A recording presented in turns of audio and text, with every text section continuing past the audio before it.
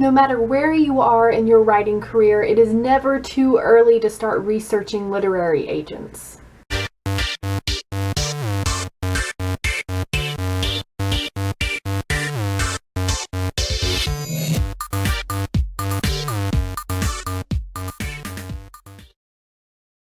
If you have any aspirations of being traditionally published, you are going to need a literary agent. Agents are great. They help you navigate the very confusing and tricky process of being published. WordNerd Megan Jashinsky once compared agents to Gollum because they're there to help navigate you through the Mordor of publishing. But you know that one part in Lord of the Rings where Gollum comes up with this malicious idea to take Frodo to a giant spider that will kill him? Yes, some people who claim to be agents are like that. Or perhaps you're more of a Sam and you just don't get along with Gollum very well. There are a lot of factors to consider when you are looking at agents, and it can get really daunting, and that's why it's a good idea to start as early as you can. Now, when you are ready to start querying, you'll want to get into the nitty-gritty of agent research to pick out your top agents that you want to query. But instead of getting into all of that, today I have 4 things that you should look into right now. Even if you are writing the first draft of your first book and you know you won't get represented or published for years, go ahead and start making a list of agents you're interested in that might be interested in you and write down this information. The first very important thing that you want to know about an agent is what genres they represent. This is one of the most common pieces of agent advice, and it's because it is one of the most common mistakes. If an agent only represents historical fiction and you have zero interest in historical fiction, then you don't really need to learn anything else about them. You can scratch them off your list. Second thing you should look into, and one of the other most common mistakes, is you should look into an agent's submission guidelines. This sort of information is easily found on an agent's website, so if you mess it up and you send an agent the wrong thing, it's a pretty big mistake because you don't have a good excuse for missing it. So that you can have this list and this information ready for you when it comes time to seek representation.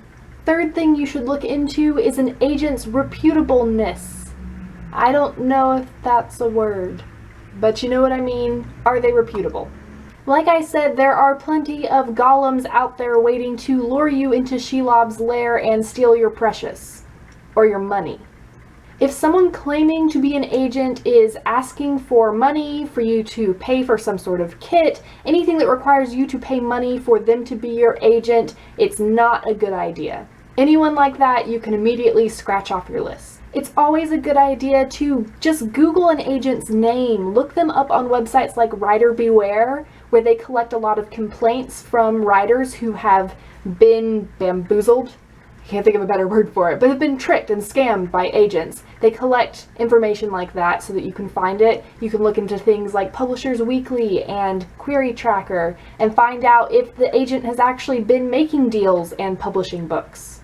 See if they're a member of any professional agent associations or organizations, because that's usually a fairly good sign. It's not foolproof, but it's a good sign. Just be smart, basically. Fourth and final thing you should look into is the agent's personality.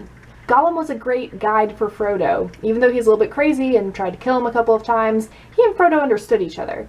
He was not a great guide for Sam. They really did not get along. Just like writers, every agent has a different style, a different personality, and you want to make sure that the agent is someone that you want to work with and deal with on a daily basis, because that's what you'll be doing when you have an agent.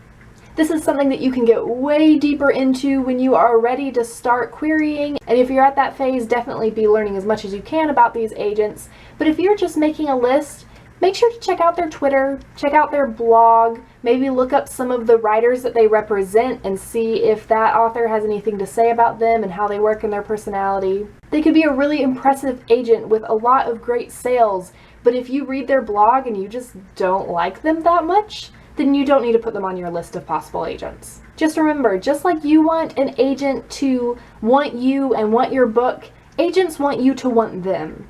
There are a lot of agents out there. Some are good, some are bad, some just maybe aren't your style.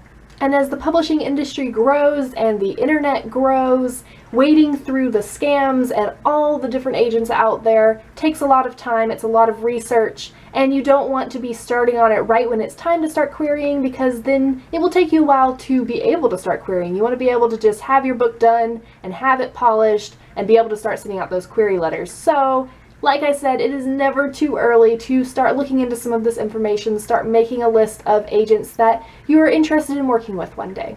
So go out and do some research, find some agents you like, and just remember to be careful and be smart. And I will see you guys this Sunday at 7:30 Eastern Time, just like always, for our live chat.